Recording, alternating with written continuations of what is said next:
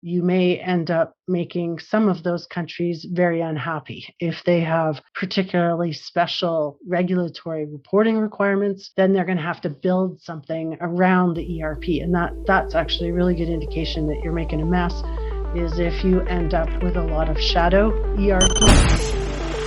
Growing a business requires a holistic approach that extends beyond sales and marketing. This approach needs alignment among people, processes, and technologies.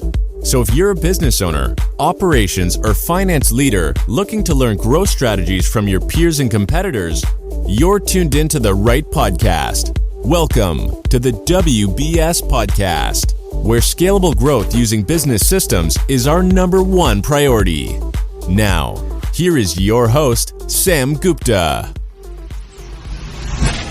Hey everyone, welcome back to another episode of the WBS Podcast. I'm Sam Gupta, your host and principal consultant at digital transformation consulting firm Elevate IQ.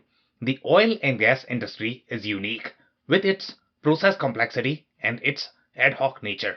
Also, it's even harder for global companies when you might need to comply with global regulations in each country. If you were to implement an ERP for a large global oil and gas company, you not only have to figure out which countries would be the right candidate to avoid implementation failures as well as cost overruns, but you also need to figure out how to standardize ever-changing processes. In today's episode, our guest, Sue Shaw, shares her insights into how to succeed with large global rollouts for the oil and gas industry. She also discusses concepts such as how to develop criteria for prioritizing the countries and how to plan for projects that might be as long as 10 years. Finally, she shared concepts such as joint venture billing, costing challenges across subsidiaries for the oil and gas industry, transportation management challenges, and depreciation rules. Let me introduce Sue to you. Sue Shaw is a strategic advisor with Sue Shaw Consulting. She was an IT director at a variety of large utility and oil and gas companies and has spent over 30 years as a customer implementing and managing enterprise applications such as ERPs, asset management systems, and CRMs. She started in the ERP world with SAP and JD Edwards, but recently is working more in the cloud with NetSuite and Oracle Fusion. She believes that ERPs are the backbone of any company that rarely gets the attention that they deserve. With that, let's get to the conversation. Hey Sue, welcome to the show. Thanks, Sam. Happy to be here. Of course, and I am super excited to have you as well to dig into your oil and gas background. And from my experience, the oil and gas business is fairly unique. They have its own unique processes. So obviously you need to know all of that before you can do anything related to ERP. So we are going to have a lot of fun discussing all of that. Just to kick things off, do you want to start with your personal story and your current focus, Sue? Sure. So currently, Sam, I'm actually providing advisory consultancy to companies that are looking at large enterprise systems. So whether that's an ERP or an asset management system or a CRM, they all have similar challenges and issues. And so I'm trying to use my experience to help companies avoid common pitfalls, which they all seem to do with these large systems. My background is ERP. So I've been working with large systems for over 30 years in a variety of oil and gas and utility companies. So those are sort of the asset intensive industries, whether it's oil and gas or mining or utilities, they all have similar challenges. Okay, amazing. So we are definitely going to dig into a lot of that, especially the common mistakes. Obviously, a lot of companies make. They make tons of mistakes. Sometimes they sort of know, sometimes they don't know. But it's very, very, very, very hard to understand these mistakes unless you go through the implementation process. So obviously, your insight and knowledge is going to be super beneficial. But before we dig into that, we have one of the standard questions for all of our guests, and that is going to be, Sue, your perspective on business growth. Well, business growth, it has to happen or companies stagnate. So growth can be seen in different ways. It could be just changing what you're doing, not necessarily growing, but the world is growing. There's always new products, new services And if you don't change with the times, you get left behind. Yeah, amazing perspective there. Just love it. Okay. So now let's talk about the oil and gas business. As you mentioned, the oil and gas business and the utility is where you have focused on primarily. So if let's say if I am not familiar with oil and gas business, do you want to talk about different players that are going to be involved? What are the business model differences for those businesses? Sure. The oil and gas industry really has three components. Yeah. So upstream, downstream, and midstream.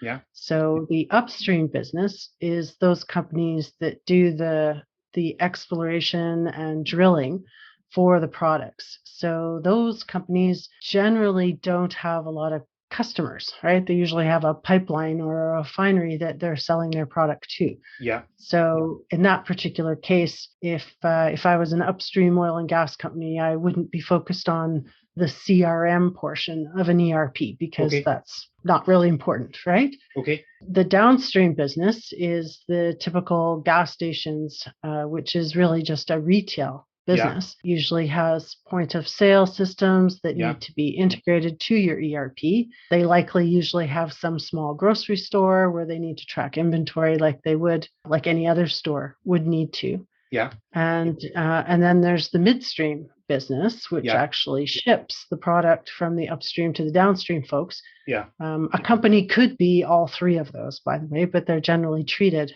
as different business lines. Yeah. But the midstream business is really more interested in volumes and time spent tracking product movement from point A to point B. So they kind of have different metrics that they're all looking at to see how their business is doing. Similar to utilities, the oil and gas industry is very regulated. So there's usually a lot of government rules that need to be met. And to prove that you're meeting those rules, you have to produce a lot of reports.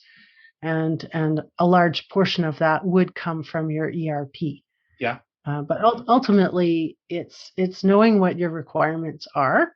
So what I have found in the past is that companies have a tendency to pick an ERP based on a shiny thing, to put it nicely. Yeah. Like they went to a conference and saw something pretty cool, like a really slick dashboard or something like that. Okay. And really, you shouldn't be looking at the system till you actually know what it is that you need. And you may not be able to find a system that meets all your requirements. So you have to decide which are the most important requirements to have in your consolidated ERP. Yeah. Or you might have to consider integrating a best of breed system. So for utilities and oil and gas, pain point there is usually asset management. Okay. So like oil wells or utility grids or that sort of thing usually have quite complex maintenance requirements, which an ERP may or may not be able to meet, right? But again, it comes back to knowing what it is that you need is really important. Okay, so we are going to pick a shiny object and we are going to do this exercise together, whether an ERP system is going to be right fit or not. So obviously, one of the things that you mentioned is asset management is going to be a critical piece. And if we take an example of the upstream business, for them, CRM is not going to be an important component. So let me see if I understand this. So if we look at the example of the upstream business, let's say if we have the financials and then we have the field service asset management component that is going to be super critical for that specific business. And I am going to pick a shiny object called SAP, let's say, for just one example.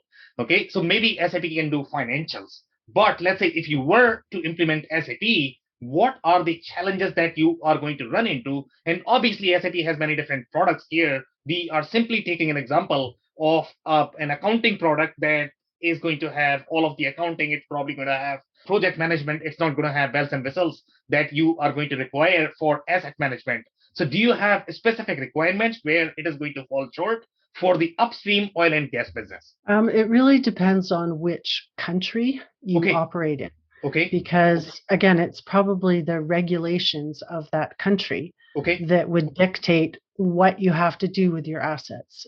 So a good example of that is depreciation rules. So if you're an upstream oil and gas company and you have a whole bunch of operating wells, Yeah. sometimes you have to depreciate those as a pool of assets. So it's actually depreciating on the pool of oil rather than each individual well. Okay. So those are sometimes very complex depreciation rules that have to be calculated. So most ERPs, SAP included, usually allow you to set up some complex rules around that. But again, it's knowing what you need.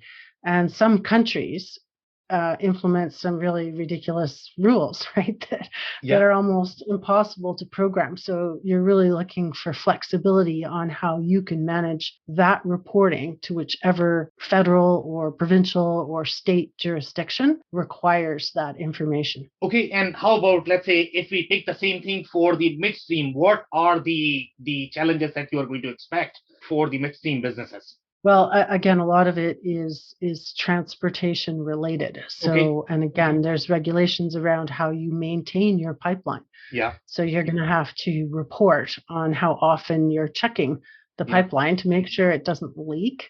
Another very common piece for all of these industries is incident management. Okay. So if there's any kind of safety concern, whether it's with people or product or equipment or a fixed asset or whatever, generally that stuff has to be reported immediately to the government.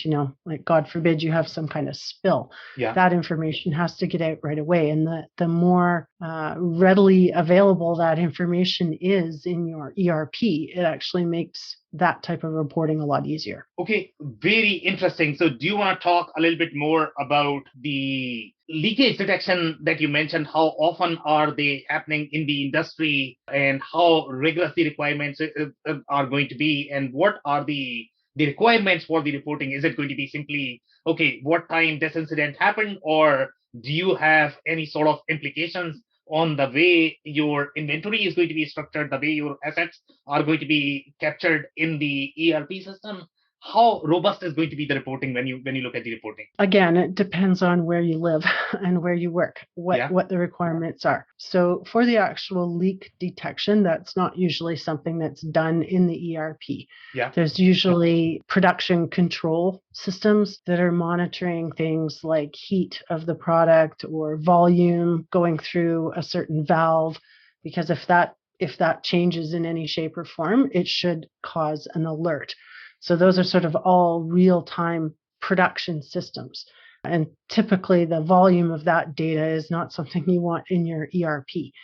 But, with Internet of Things and real-time alerts, those real-time production control systems can then send an alert to the ERP or some other kind of communication system, which could and then initiate whatever the required processes are, depending on the alert. So again, it comes down to incident management, which is a large part of equipment and asset maintenance. But again, it's the real-time production control systems that would detect a problem first. One would hope, anyway. Okay, amazing. So let's go back to some of your implementation stories, and I don't know if they were successful or they were failure. Irrespective of the outcome, we are really interested in knowing some of these implementation stories. So I don't know if you are in a position to be able to tell, what kind of business you worked in, and at what stage you were brought in the implementation. How large was the team? What was the state of the implementation, and how did it go? Do you want to touch on any of those stories? So I worked for a large multinational oil company. Okay. Who might be based out of the Netherlands. Okay. But they implemented both SAP and JD Edwards at all of their countries. So they kind of had two standards. They had SAP for the very large countries and then JD Edwards for the smaller ones. Okay. But then over time, they decided to bring those together into large global instances. Okay. So, and this is actually really common in the oil and gas industry is, acquisitions and divestitures, which generally lead to some kind of merge of some kind of ERP system. Yep. So that one took decades. We'll just stop there. And I don't actually know how they're going to upgrade the system very well because it's now 24/7. Yeah. So they'd really have to set up dual systems to be able to upgrade. Yeah. So I actually believe in that case it was a success, but I believe that an ERP can get too big and then you can't manage it. Okay. And there's so many different tools out there now with which to do consolidated reporting or analytics at a higher level. Yeah. So, I believe that you really have to figure out what the right size is when you're consolidating these things together, because there is a point of diminishing return when it gets too big. Also, if you try and fit too many different country requirements on one ERP, you may end up making some of those countries very unhappy. If they have particularly special regulatory reporting requirements, then they're going to have to build something around the ERP. And that's actually a really good indication that you're making a mess, is if you end up with a lot of shadow ERP, which is people offloading data from the general ledger and then doing whatever they want with it in Excel. Yeah. So you really want to try and avoid that. But anyway, that was a long preamble of a huge consolidation of many JD Edwards and many SAPs into single global instances by line of business. And it was really big. Okay. Okay. Go ahead. Go ahead. Sorry.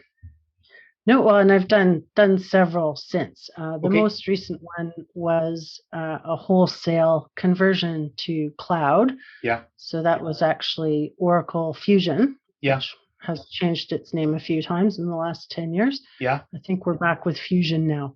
So going from on-premise ERP to cloud ERP certainly has some unique challenges. But again, most of it is not the result of the product. Yeah. It is the result of the customer itself.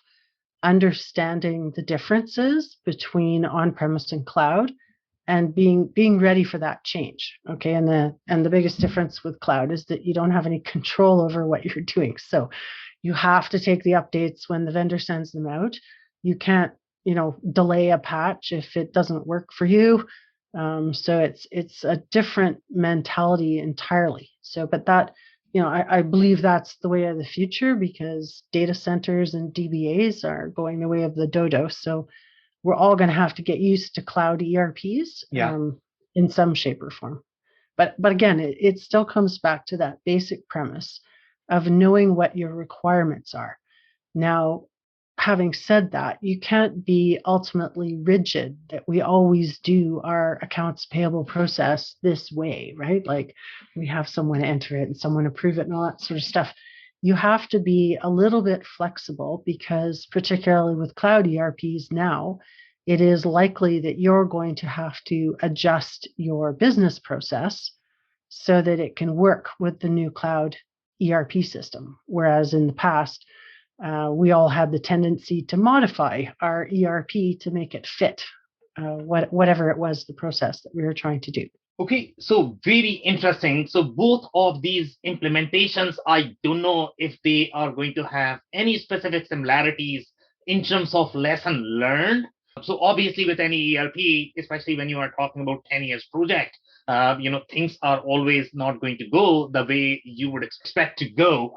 And in this particular case, you mentioned that you were fairly satisfied overall with the 10-year long implementation. Obviously, let's say if I'm the executive of the company, I would probably feel nervous in going for the 10-year implementation. So what are some of the lessons learned in your SAP JD Edwards story? Were there any failures in between where there was a lot of stress among the teams? Were there any key executives or the stakeholders that left from the project and then you were back to square one? Any lesson learned from that story at all? So yes, to answer all those questions, people left. Probably the biggest thing was the cost, right? Was completely underestimated with something that big. So if you're going to take on a big, huge project like that, I would advise that you don't pick your go live date and the total cost 10 years in advance, because you just don't know enough.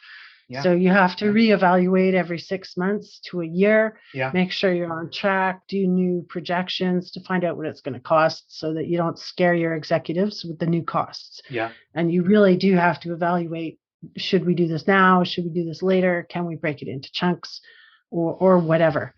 Probably the biggest learning was to create a blueprint, which is used for all kinds of terms now. Yeah. But the first few countries that went on the global instance kind of took the pain, right, of figuring stuff out. But then you've got to capture those learnings and document them into a detailed business process blueprint document, which can then be sent to the next country in advance for their review to find out if that's going to meet their needs or are there other pieces that need to be added. So that's probably, it's not, it's really capture your learnings along the way is the big learning. Don't assume you can see the end game right from the start on a project that big.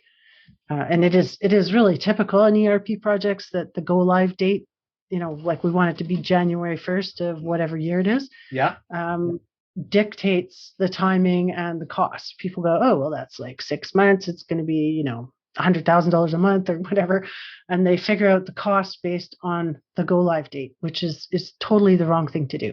You actually have to figure out the resources that you need and put that timeline out to figure out your go live date. Shouldn't be the cart driving the horse there. Okay, so in this particular case, I don't know how large was the team. I don't know if these teams were separated in different countries.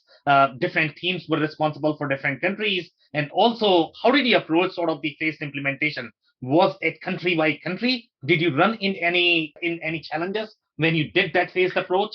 Yeah, it was country by country. And there was a core team that traveled from country to country. And that changed over the years, right? People came and went from that team. But then there was also a local team. So it was phased in, like I said. So the blueprint team would get to a country ahead of their scheduled implementation and go through the business processes and configurations before the core team showed up to actually start the implementation. Because there's so much that you can do in advance of the actual implementation project that will save you both time and money once you get going on the implementation. But really, there were full-time project managers per country, overall program managers that were coordinating that, and it was quite a volatile schedule because depending on what was going on in certain parts of the world, a country that was early on the list might have to be moved to later, and then everybody else we have to shift it around. So it was a very, very large project management activity. Okay, very interesting. So when you structured these activities, so let's say if I am doing this for the first time and I have no idea how to do this multi-phase implementation when I'm going to have so many different countries involved. So let's say if I am going through this implementation right now and I am trying to figure this out, I am trying to see how I should be planning. So I'm hearing this from you. I have heard this from a lot of people that I should be going country by country. So let's say if I want to know the mechanics of how to go country by country, is it going to be that, okay, I bring this country live and the only thing I'm doing is I'm simply consolidating the financial statement in a different software? Because you have the old system, you have the new system in one country in which it is going live, and then you have to be able to run your business in the old system, then you are going to have new system in the new country. So how did you manage this process? Do you have any sort of recommendations there by any chance? Well, my first recommendation is to hire the right people who know what they're doing.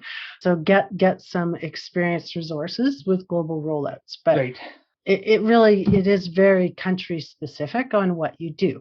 If it's a small country that doesn't have a lot of complex processing, it's likely that you don't have to run dual systems in any shape or form. You could just flip them over.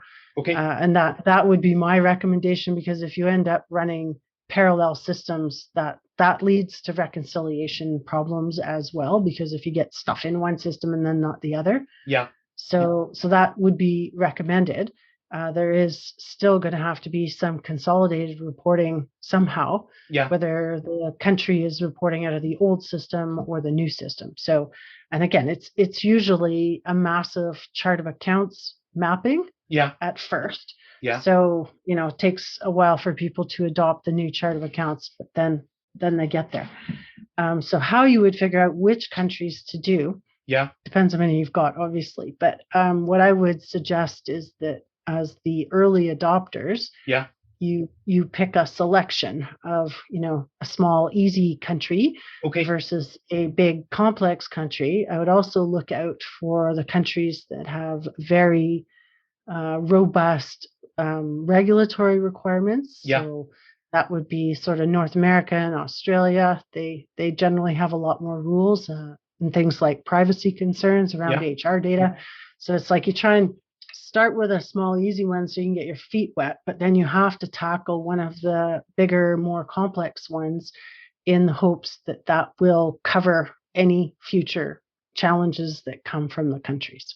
Okay, very interesting. So now we are going to compare this with another situation where we have done one episode from the other industries, such as manufacturing, distribution, and slightly more product-centric industries. And if you look at the global consolidation there, obviously when you are mapping the chart of accounts, it doesn't sound as difficult. But in case of, let's say, if you are doing this for the manufacturing distribution organizations, they tend to be slightly more inventory heavy. And in case of inventory, you are going to have a lot of costing requirements. I don't know if you have the product costing requirements as part of your business in oil and gas, but I would assume that since you are tracking those assets, there's going to be some sort of inventory that you are going to carry, and that inventory is going to have some sort of cost. And let's say that the major problems that we see in the manufacturing and distribution when they are doing these rollouts is always going to be related to either unit of measure, or it's going to be the way inventory is calculated across the entities. For example, let's say if one entity is calculating as the standard costing and the other entity is actually doing it as actual costing. So even if you have, let's say, your chart of accounts figured out, you still have to translate the financial statements so that they are going to be one-to-one when you are going to be doing this mapping and the consolidation. So have you seen similar challenges in your industry as well, or not? Oh, yes, exactly. So the downstream business does manufacture as well. So if you think of Okay. all the oil products you can get, right, like WD-40 Yeah. or whatever, which is remarkably like making wine, by the way. It's Yeah. got the same concepts. Yeah. So you're exactly right. So the cost of inventory can vary, but these are decisions that the leadership have to make on behalf of all of the countries, and obviously any regulatory requirements for reporting cost of goods sold or the components that make up kits or anything like that. Paramount has to be what that country requires, right? Like you have to follow the law would be your first thing, but Yeah. then there probably needs to be some agreement met on how they're going to value inventory, right? So it's exactly the same, but it comes down to making a decision and everyone abiding to it. Okay, so that's like another point in who you would start with is a country or company or division, however you want to break it down, Yeah. with someone who's willing to work through that with you. If you've got a country where they're very happy with the way things are running and they Yeah. don't want to change anything, I wouldn't start with them, right? Because they're going to be resistant to change anyway. Yeah. But again, those sort of global decisions with consolidation have to be made with the leadership of the company, taking into account any legal requirements for those countries.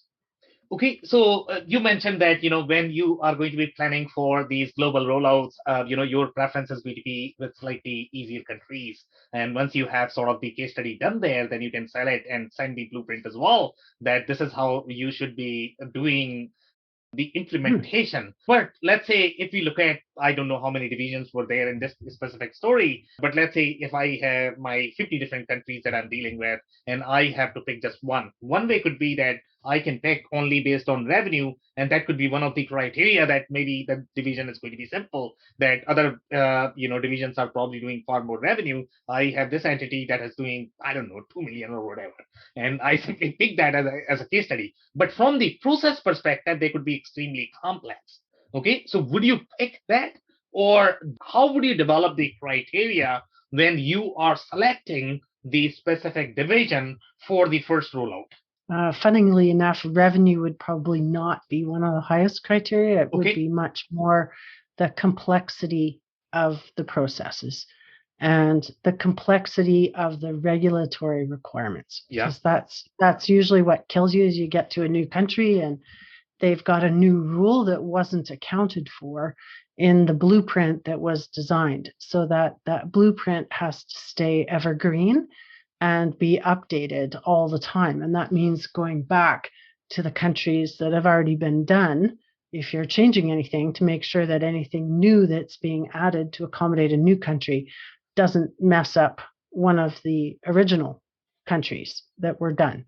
So it's a very iterative process. It's also heavily dependent on communication and collaboration. Again, you can't just show up with an ERP system and plug it in and say, off you go, right? Like the people are probably the biggest component of a successful global rollout. The system is really second. Okay, very interesting. So let's say if we compare, you have two stories here. One is your SAP and JD Edwards story, and the second is going to be your cloud. And you mentioned that in case of your cloud rollout, you don't have as much control because you are slightly more vendor dependent. So you are changing the processes. But in some cases, I don't know if you encountered any scenarios where you are not really able to change the processes. So what would be your recommendation? Let's say if I'm going for the cloud right now, and I know for a fact that there might be some processes that I may not be able to change. So would you recommend that they map out all of the processes before they go for something like cloud ERP, because they are not going to be as flexible as your on-prem ERP, or you are going to require a lot of money to be able to customize them? So have you seen something similar in your experience? Yes. So definitely. So this is any system selection. You should have all of your processes mapped out. You can have them at a very, very high level. Okay, just to know, like the joint venture billing. I'll use as an example. Okay, Yeah. because that one's quite complex. Okay. So you could just have it there, but then that helps you eliminate candidates from consideration so that you have a smaller list. And then you have to drill down into each one to see how critical it is that it's part of your ERP system, and also how common it is. If it's something that's really special for your company, then it's highly unlikely to be in a standard ERP. So that would be something I would recommend that you pull out of your requirements, and you have to figure out a way to do it around the ERP. So particularly with cloud now, you can't go in and modify the code. Yeah. But I'm not recommending what I'm about to say, but it is possible.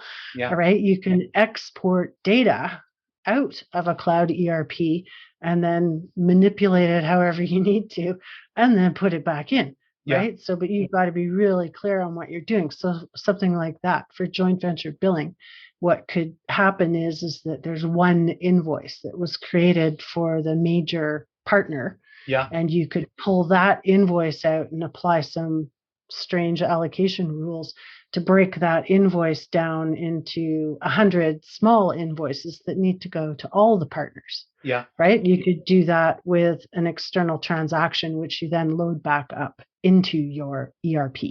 So you have to understand how unique your requirement is, whether it's something you could expect in the ERP or not. And there's always power in numbers. If you join in with other companies in your industry that need that functionality, there's a good chance you could gang up on a cloud vendor and get them to provide that functionality. Okay, so joint venture billing is extremely interesting. And the people who might not be familiar with joint venture, let's say if they are buying a multi-tenant product, right?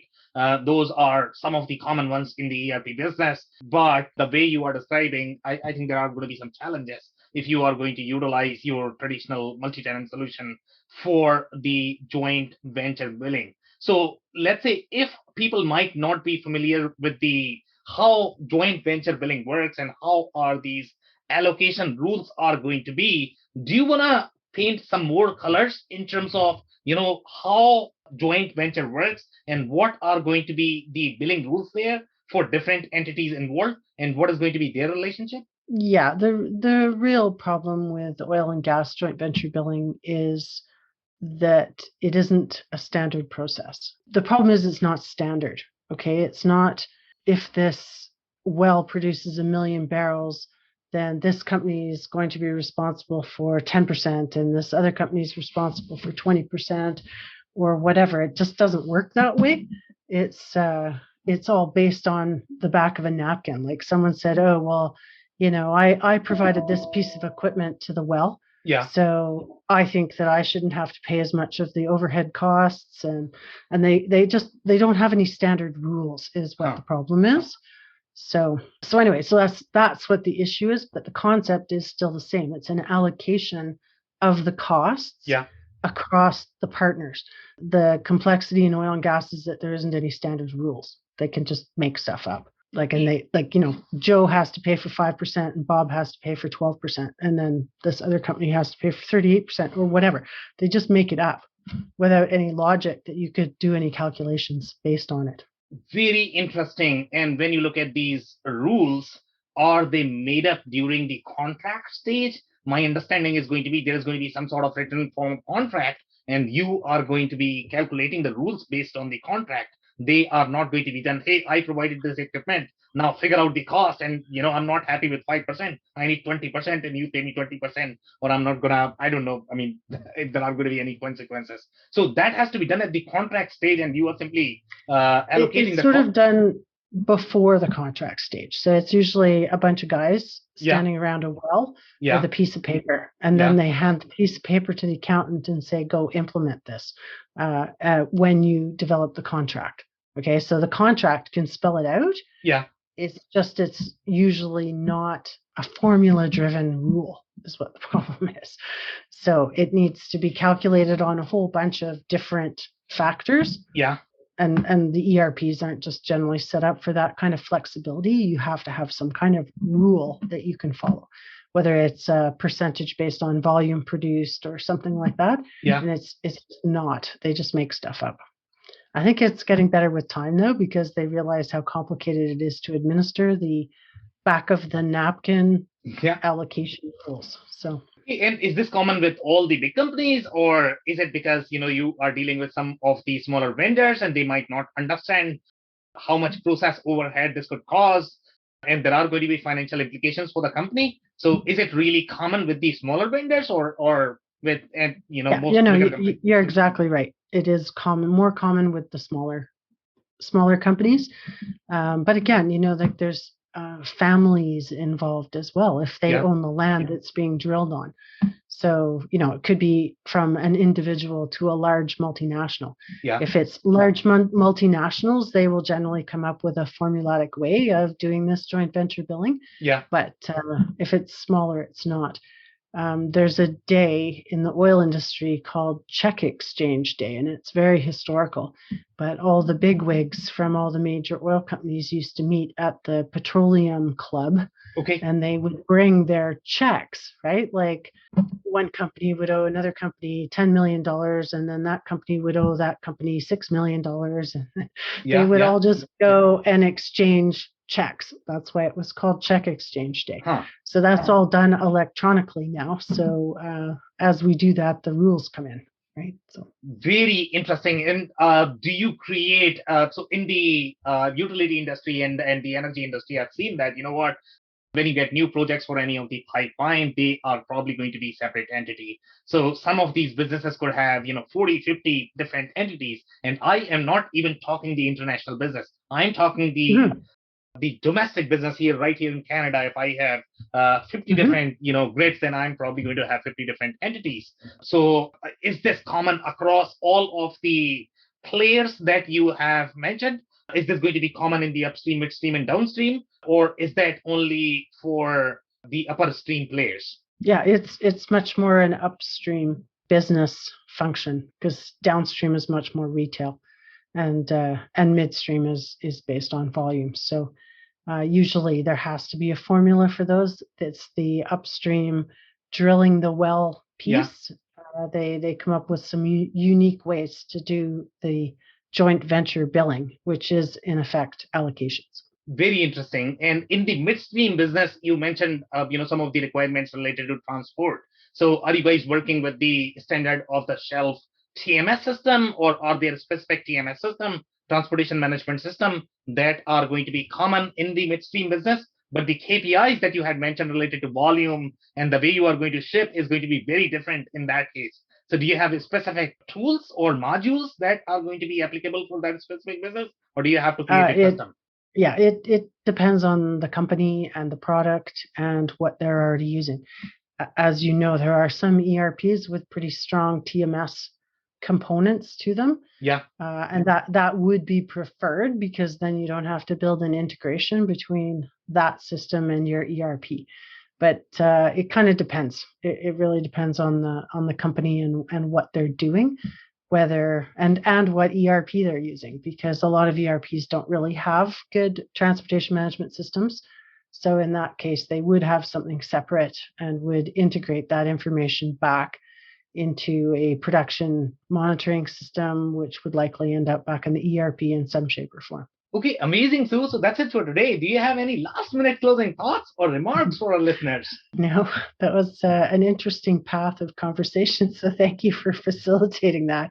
Of course, and my personal takeaway from the conversation is going to be oil and gas business is very different. So make sure you are going to be paying attention to your unique business processes and going to be selecting a system that is going to be compliant with your business processes. On that note, Sue, I really want to thank you for your time for this interview. This has been a fascinating episode.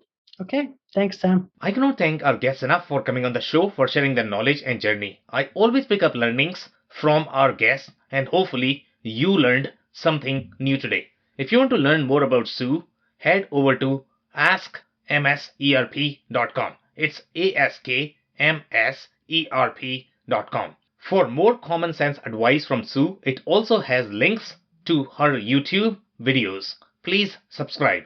Links and more information will also be available in the show notes. If anything in this podcast resonated with you and your business, you might want to check other related episodes, including the interview with Bob Feathers, who shares his insights and lessons learned from a multi-site ERP implementation. Also the interview with Rich Zaid, who describes his journey and the pitfalls of implementing 6 ERP projects throughout his career. Also, don't forget to subscribe and spread the word among folks with similar backgrounds. If you have any questions or comments about the show, please review and rate us on your favorite podcasting platform or DM me on any social channels. I'll try my best to respond personally and make sure you get help. Thank you, and I hope to catch you on the next episode of the WBS Podcast. Thank you for listening to another episode of the WBS Podcast. Be sure to subscribe on your favorite podcasting platform so you never miss an episode. For more information on growth strategies for SMBs using ERP and digital transformation, check out our community at WBS.rocks. We'll see you next time.